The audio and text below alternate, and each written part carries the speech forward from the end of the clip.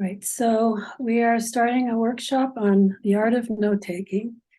It took me several years of schooling to find out the best way to be efficient in note-taking. So I'd like to share some of those ideas with you today. So why is good note-taking so important? Most of us lose about 75% of what we learn within 24 hours.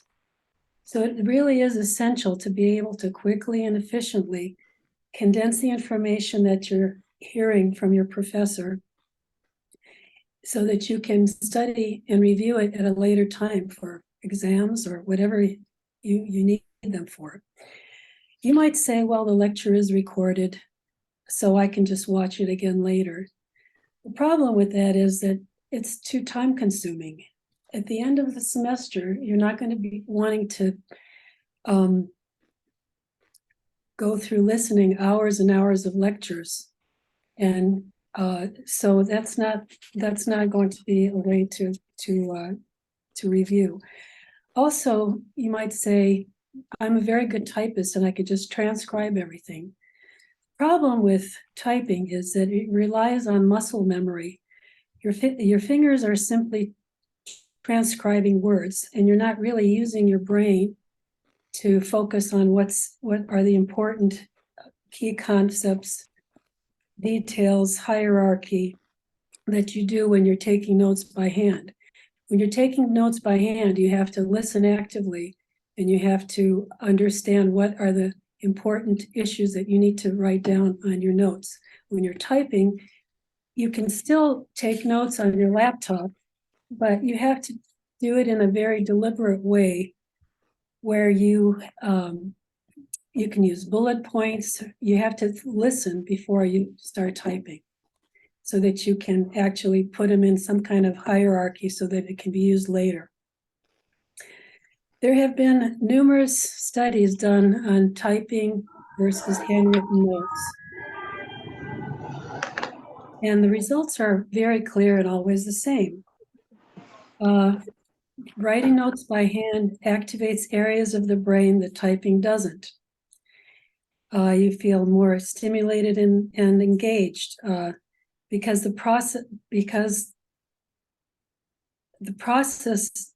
processing of the material, you have to do it before you write down the information. You have to process it through your brain. So there's a difference. The most famous study that was done was by Princeton and UCLA, and they used thousands of students. And again, the results were the same. They found that rereading handwritten notes later triggered memories of information that was processed before, but where rereading typed notes was like seeing the information for the first time. This revealed that students that wrote notes on paper learned more than those who typed their notes. The process of focusing and listening, digesting, and summarizing made their brains work more efficiently, which fostered better comprehension and retention of the material. The students who took notes on their laptops did take more notes, wrote more words, but retained less because they were transcribing rather than processing the material. So here are some of the studies that were done, and you can see in this slide, writing versus typing. The people who typed their notes wrote a lot more material, whereas the writing, they wrote less. Hi, Vilija, can I stop you for 1 second? Sure, would you mind hitting that slideshow button at the very top next to the share button? I'm sorry. Okay, got it. So we can see the full screen. Perfect. Thank you. There we go. Okay, so this is the one where it showed in their testing of thousands of students that the people who typed notes wrote a lot more notes, and the people who wrote notes wrote less, but they were more condensed and probably more easy to review because they were prioritized key concepts. This next slide shows notes taken by hand retained more concepts than students assigned to type the notes. And you can see the difference here. It's quite a big difference. In this one, exam performance, this is really important. you see that the people who are writing notes did much better than performing than the people who are doing the typing of the notes. The other problem is that a lot of times teachers are writing maybe math problems or diagrams on the board, and so you need to copy those as well. So I'm not saying that you shouldn't take typed notes. I'm saying that you need to be more deliberate if you're typing, and maybe you do a combination where you have some typed notes, making sure that you listen first before you type so that you do the key concepts and hierarchy that you need. And maybe you have some information that needs to be written, like diagrams, examples of math problems and such.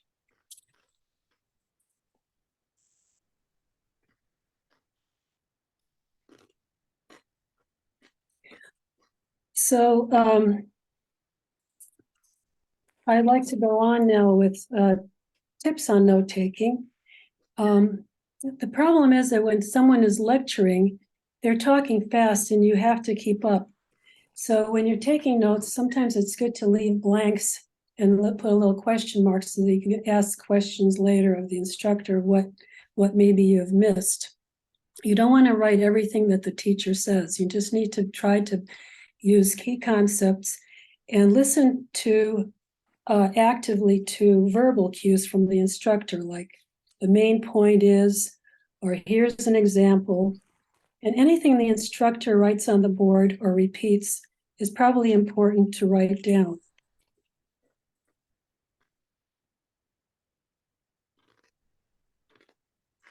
You also want to personalize your notes because you're the only one that's going to be reading them. So you need to write the way you would learn the best when you have to review at the end of the semester. You might want to capitalize certain words, underline, bolden, highlight things with color, circle things, put stars near things, use bullet points, enumerate.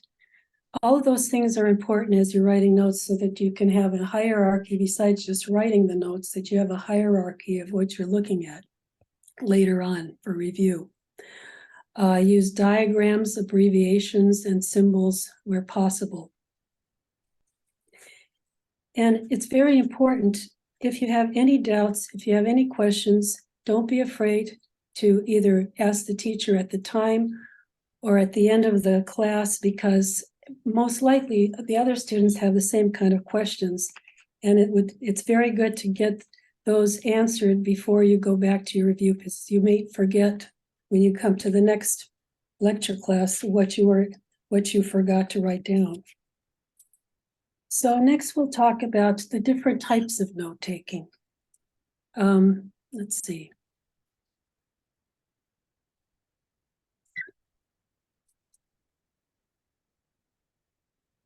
Okay, the simplest and easiest way to note-take is doing lists, which you write key concepts in short sequential phrases, as you can see in this example.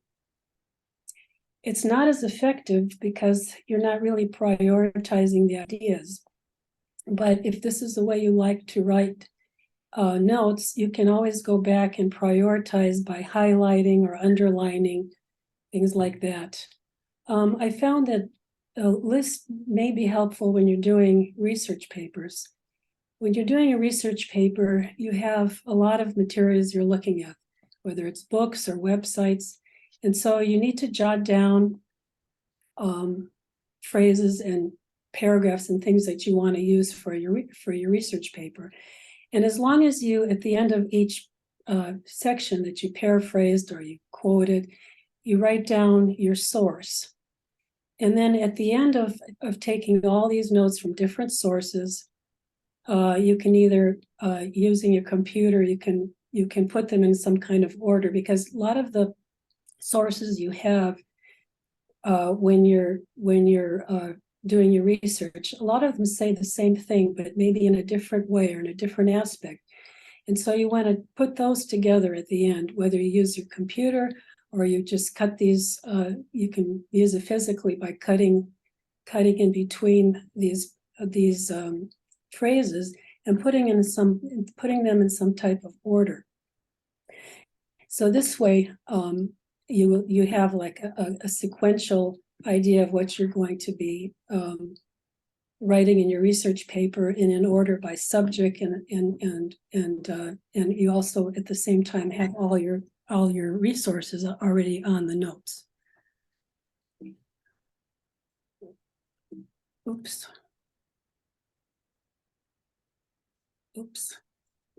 I just skipped something here. Charlotte, I need your help. Sorry. I missed. Oops. Oh, here we go. I got it. Okay. The most popular type of note-taking is the outline, and it's very great for organizing and prioritizing. If you look at the middle section, that is the traditional format that you probably all have learned. But when you're taking notes, it's hard to like really use all of those traditional formats. So what you usually use, like if you're typing on the right-hand side, you can see the an outline with bullet points. And on the left-hand side, you see a guide to outlining just using enumerations or stars or just dashes. The main thing is that you want to put the most important part or the key concepts to the left margin. And then as you write the subtopics, you continue to indent to the right. And, as you see, the very far right indentations are like examples, details, and things like that. So this is probably the most, common way that people do note taking, and it's quite very simple. It's not going. Oh wait, I got it. I did. Okay, sorry. Okay, another way of taking notes is by mapping, and this is good for showing relationships of ideas, as you can see. You can also add these concept maps and diagrams to your other notes, whether you're doing lists or doing an outline. You can do a combination of things, whatever works best, because you will be taking notes from maybe your teacher is writing examples or drawing a diagram or a math problem on the board. Then you can actually use a combination of methods. And also, one of the things that I wanted to show you is be creative. This may not make sense to a lot of people, but to somebody it really did. So when you do mapping or do any kind of note taking, use color, use your own creativity. You're the only one that's going to be using these notes. And the main purpose is for you to understand the material, especially at the end of the semester when you have to take an exam.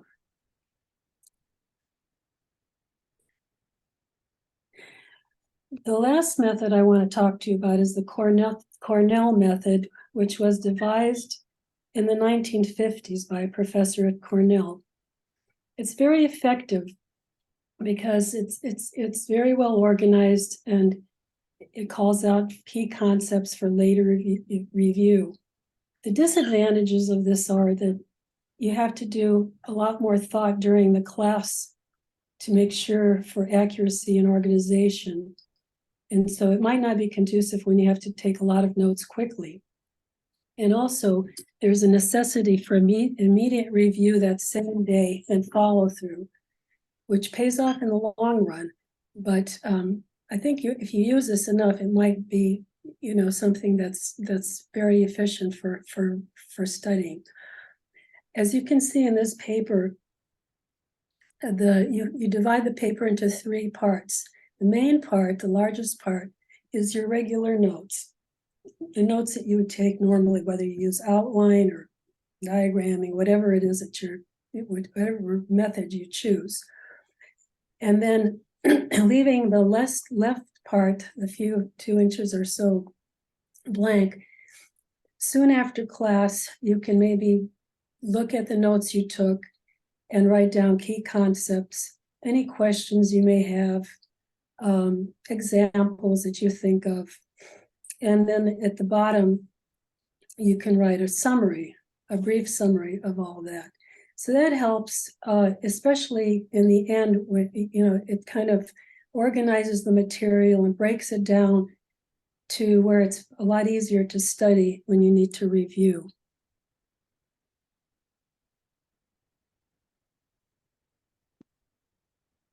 Oops.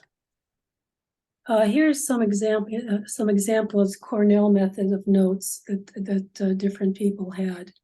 So you can kind of look that over. And as you can see, some people use color, some people just, like to write their notes.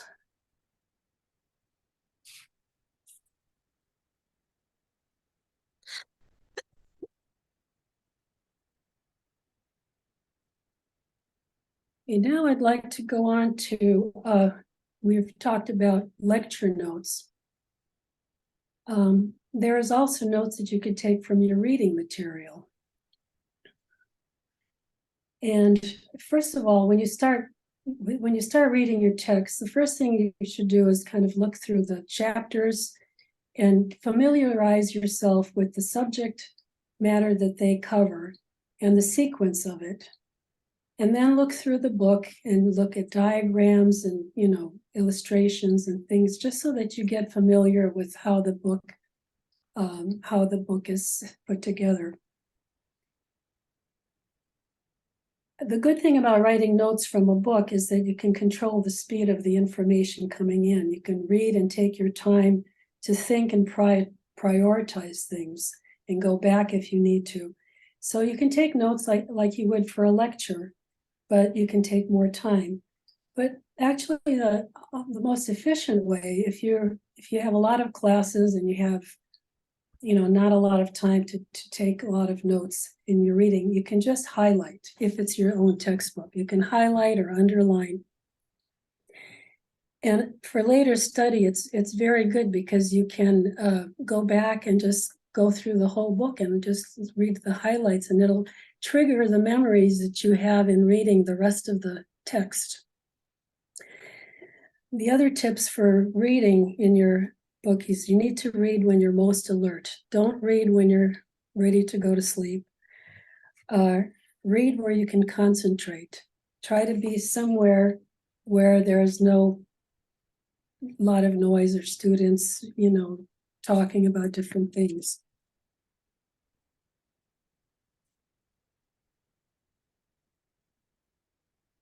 And some of the study tips that I'd like to cover too, try to complete your homework and reading assignments before your class. That'll help you understand and organize your notes better, so you will already be somewhat familiar with the information. And when reading and doing your homework assignments, write down any questions and don't be afraid to ask your teacher. Raise your hand if something is not clear. Again, as I said before, chances are the other students will need the clarity as well. Most importantly, attend all your classes and listen actively. Only you can take the notes that you can understand. You can always borrow somebody else's class notes, but it's not going to be the same because they will have different priorities of how they understand the material. And also, when you're taking notes, you should have a separate notebook for each course. I like the smaller spiral ones where you can, each one has a different color, or you can just have different dividers if you have a large notebook, but make sure that you keep each subject completely separate from each other so that you can go to it when you need to. And lastly, I want to talk about how you review the material when you're studying for exams at the end of the semester. This is very important. One thing you don't want to do is cram. You need to get a good night's sleep before your exam day. So during the last week, before the exam, you might want to review your notes, maybe with classmates, have study sessions. But the night before the exam or the day before, go through your material, get a good night's sleep. And then on exam day, I found what works best for me after many mistakes. About an hour or two, depending on what you need before the exam, sequester yourself in a quiet place with no distractions and no noise so that you can review your notes, your handwritten notes or your typed notes, your text with the highlights. I used to do it in my car. I used to just shut the doors, and before the exam, I'd go through everything. This way, the information will be at your fingertips when you go and take the exam. And make sure you don't eat a big meal before you take an exam, because you want the circulation to be in your brain rather than in your stomach. So this is very important. And my last thoughts were that whatever you do in your schooling, don't be afraid to fail or make mistakes. There really aren't any mistakes in life. They're only lessons that will lead you to achieving your goals. If you treat your mistakes as lessons, then you will go with a positive flow to achieving your goals and success and enlightenment, whatever it is that you wanted to achieve. And with that, I will open it up for questions if anybody would like to ask anything.